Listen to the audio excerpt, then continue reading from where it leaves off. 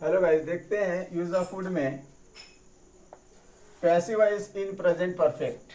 Passive voice किस तरह से हम वुड में बनाएंगे, वुड के साथ बनाएंगे, इसको समझने के लिए हम सबसे पहले पैसिव वॉइस समझते हैं प्रेजेंट परफेक्ट टेंस का, कि किस तरह से प्रेजेंट परफेक्ट टेंस का पैसिव बनाएंगे। तो आइए हम देखते हैं। Object has have been verb का थर्ड फॉर्म प्लस ऑब्जेक्ट के सेंस में। यहाँ देखिए, ऑब्जेक्ट के बाद हैज और हैव का प्रयोग किया जाता है। यहाँ आपको पता है हैज का प्रयोग थर्ड पर्सन सिंगुलर नाउन के लिए और हैव का यूज जो है प्लूरल के लिए होता है। इसके साथ बीन लगते हैं और बीन के बाद वर्ब का थर्ड फॉर्म के साथ में ऑब्जेक्टिव केस आता है। ऑब्जेक्टिव केस, यहाँ सब्जेक्ट जो होता है वो हमारा ऑब्जेक्ट बन जाता है और जो हमारा ऑब्जेक्ट होता है वो सब्जेक्ट की जगह पे काम करता है। तो आशा करता हूँ कि आपको समझ में आ रहा होगा। सेंस कर्ता के द्वारा कुछ किया जा चुका है के सेंस में हमने एक सेंटेंस लिया, उसके द्वारा किताब पढ़ा जा चुका है।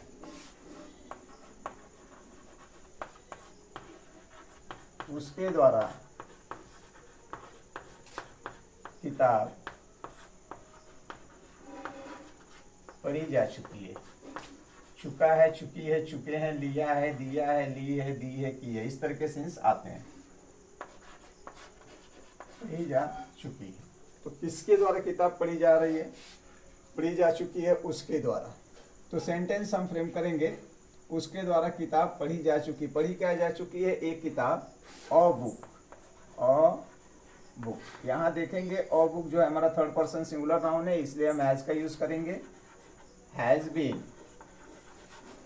और मेन वर्ब का third form read by, sorry, by him, by him. तो इस तरह से आपने देखा कि सेंटेंस को पढ़ा जाता है। मेरे द्वारा फूल तोड़े जा चुके हैं। द फ्लावर्स, द फ्लावर्स, ये यहाँ जो है प्लूरल है, कई फूलों की बात हो रही है। हैव का यूज करेंगे, हैव बीन, मेन वर्ब का थर्ड फॉर्म प्लक्ड बाय। किसके द्वारा तोड़ी जा चुकी है? तो मेरे द्वारा तोड़ी जाती। मेरे के लिए क्या बनाएंगे ऑब्जेक्टिव केस में? मी। आइए एक सेंटेंस और समझते हैं। राधा के द्वारा खाना पकाया जा चुका है। राधा के द्वारा खाना पकाया जा चुका है। तो क्या पकाया जा चुका है? फूड, यानी खाना। The food, the food. अब ये थर्ड पर्सन सिंगुलर नाउन के अंतर्गत आता है, इसलिए हैज का प्रयोग करेंगे, has been cooked, main verb का third form, cooked by Radha. Radha. यहां तो आपने देखा कि हमने पैसिव में किस तरह से प्रेजेंट परफेक्ट टेंस को समझा, और इसी के आधार पर हम समझेंगे कि किस तरह से वुड से पैसिव बनते हैं। तो यहाँ ये देखिए सारे जो हैं सेंटेंस पैसिव में दिए गए हुए हैं। अब हम इसको देखते हैं कि किस तरह से इसको हम जो है वुड के साथ फ्रेम करेंगे। तो आपका स्ट्रक्चर यहाँ पे फ्रेम होगा। Object would have been verb का third form by object, object plus would have been plus verb का third form by objective case. Objective case यहाँ भी बाय ऑब्जेक्टिव केस है, बाय ऑब्जेक्टिव केस। तो दोनों स्ट्रक्चर को आप देखिए और समझने का प्रयास कीजिए कि इसको वुड से हम किस तरह से फ्रेम करते हैं। कर्ता के द्वारा कुछ किया जा चुका होता, ये जो है प्रेजेंट परफेक्ट में हाइपोथेटिकल बनाता है। और इसके साथ जो है दो क्लाउज होते हैं। तो किस तरह से होते हैं इसको समझिए। क्लाउज होंगे आपके if plus subject plus verb का सेकंड फॉर्म ऑब्जेक्ट, उसके बाद हम यूज करेंगे देन का, देन, और अपना सेंटेंस जो है ये वाला फ्रेम होगा, then object plus would have been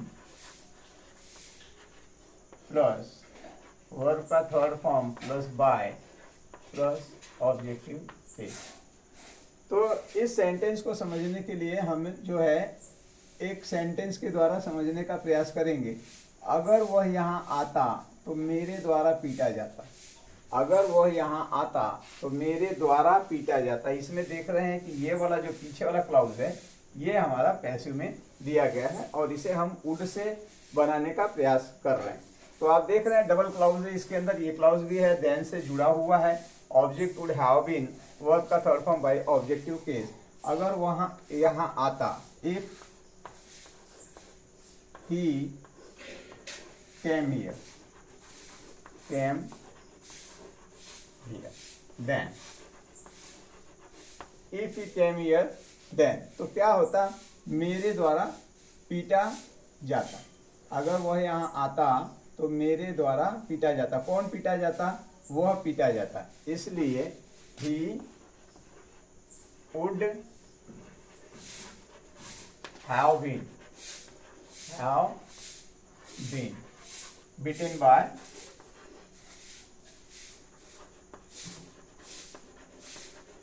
bye me. तो देखा आपने किस तरह से फ्रेम हुआ। एक सेंटेंस और लेते हैं और समझने का प्रयास करते हैं कि किस तरह से जो है हम इसको फ्रेम करें। आइए,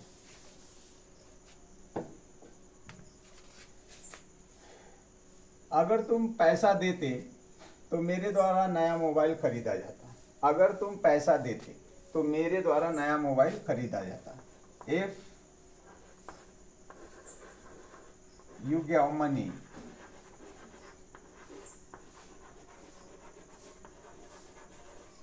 देन मेरे द्वारा नया मोबाइल खरीदा जाता। खरीदा क्या जाता, नया मोबाइल। और new mobile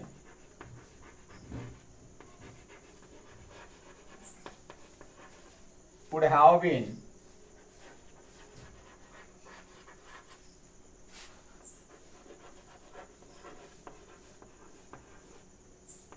purchased by me, purchased by me. तो आपने देखा कि किस तरह से हमने इसको वुड के सहायता से फ्रेम किया। एक सेंटेंस और लेते हैं। अगर वह आया होता तो उसके द्वारा गाने गाए जा चुके होते। अगर वह आया होता तो उसके द्वारा गाने गाए जा चुके होते। अगर वह यहाँ आया होता तो उसके द्वारा गाने गाए जा चुके होते। If he came here, then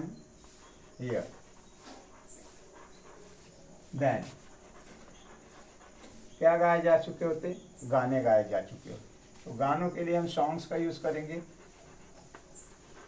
songs would have been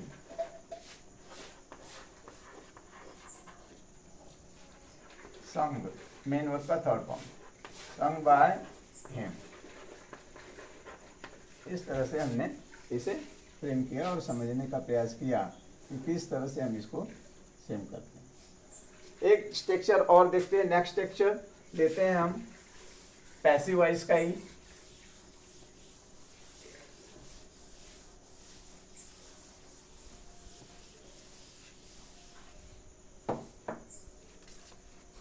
ये होगा प्रेजेंट सिचुएशन में हाइपोथेटिकल को लेकर।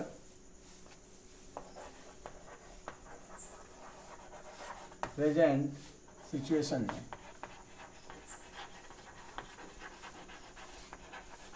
हाइपोथेटिकल को लेकर।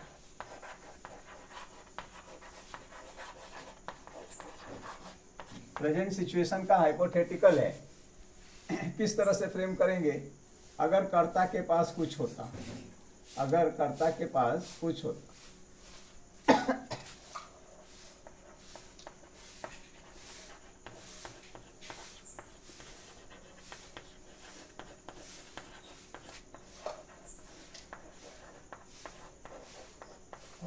यहाँ सेंस दे रहा है अगर कर्ता के पास कुछ होता।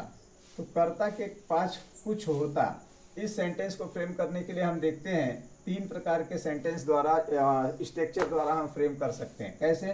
पहला स्ट्रक्चर लेते हैं, इफ, अगर के लिए, अगर कर्ता के पास कुछ होता, अगर subject would have object, if plus subject would have plus object, या दूसरा स्ट्रक्चर इसमें फिट होगा, if subject would be having object, subject would be having plus object, या एक स्ट्रक्चर और है इस पे, if subject had object, if subject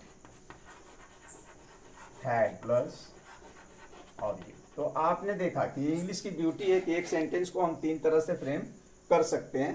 पहला जो है, if subject would have object, और दूसरा if subject would be having object, और थर्ड वन है इफ सब्जेक्ट हैड ऑब्जेक्ट, अगर कर्ता के पास कुछ होता। तो इसे समझते हैं हम, यह वाक्य जो है अधूरे वाक्य हैं, इसको पूरा करने के लिए हमें कुछ न कुछ इसमें जोड़ने पड़ते हैं। तो इसमें जुड़ते क्या है भाई? इसमें जुड़ते हैं प्लस देन, प्लस, और हम लेते हैं सब्जेक्ट वुड वर्ब का first form object, subject plus would plus verb का फर्स्ट फॉर्म और ऑब्जेक्ट। ये जो है दूसरे क्लाउज में हम इसको जोड़ देते हैं, तब हमारा सेंटेंस का भाव जो है पूर्ण रूप से हमारे सामने समझ में आ रहा है। जैसे if subject would have object then subject would verb का फर्स्ट फॉर्म ऑब्जेक्ट, या फिर if subject would be having object plus then subject would verb का फर्स्ट फॉर्म ऑब्जेक्ट, या फिर if subject had object then subject would verb का first form object. तो इस तरह से सेंटेंस को हम फ्रेम करते हैं, बनाते हैं स्ट्रक्चर के द्वारा। आइए हम समझने का प्रयास करते हैं कि हम कैसे इसको फ्रेम करते हैं। अगर मेरे पास समय होता तो मैं वहाँ चला जाता, अगर मेरे पास समय होता तो मैं वहाँ चला जाता,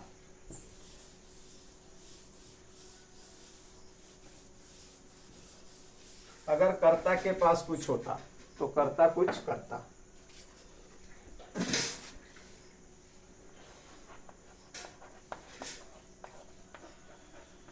अगर कर्ता के पास कुछ होता तो कर्ता कुछ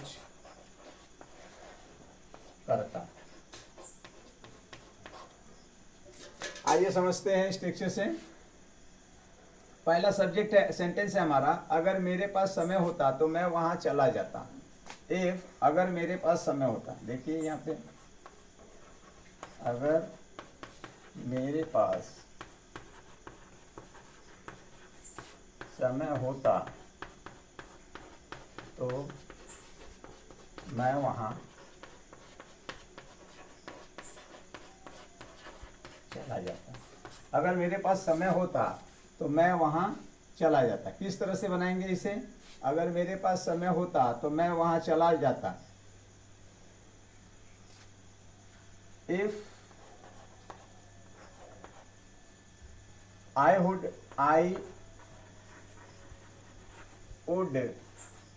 have time, then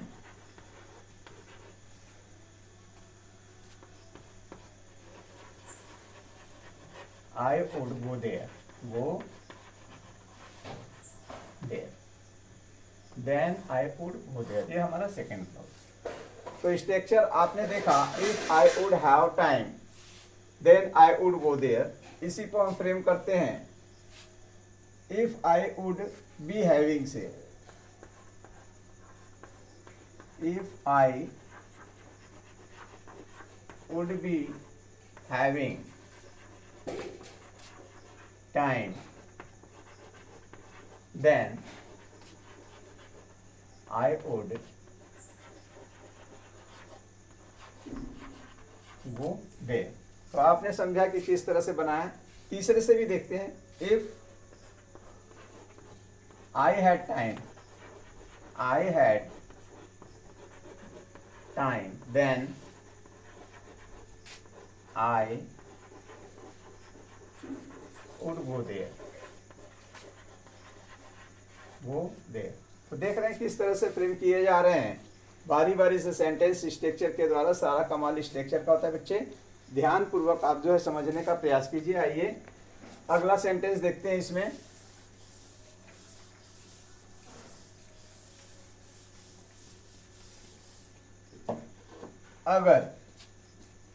अगर मेरे पास तुम्हारा कांटेक्ट नंबर होता तो तुम्हें कॉल करता। अगर मेरे पास तुम्हारा कांटेक्ट नंबर होता तो तुम्हें कॉल करता। कैसे फ्रेम करेंगे? If I would have your contact number, if I would have your contact number,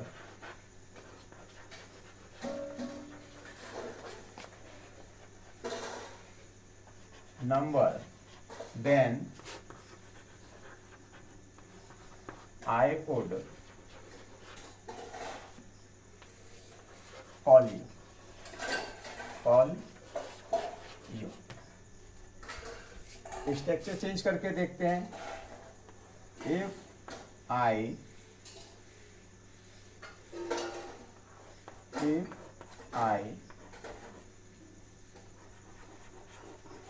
would be having your contact number,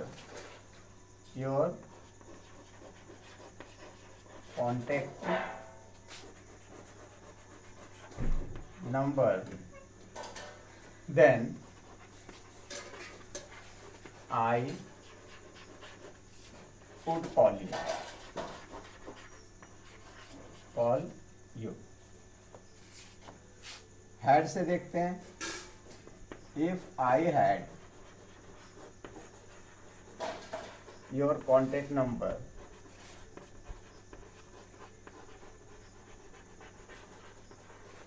then I would call you. तो देखा आपने किस तरह से हमने इसे तीनों सेंटेंस के माध्यम से फ्रेम किया और समझने का प्रयास किया। आशा करता हूँ आपको समझ में आ गए होंगे। बने रहिए आपके अपने चैनल भागवत कश्यप के साथ। फिर मिलेंगे वुड के नए नए यूजेस के साथ। बच्चे समझने का प्रयास कीजिए, वीडियो को शेयर कीजिए, लाइक कीजिए, सब्सक्राइब कीजिए।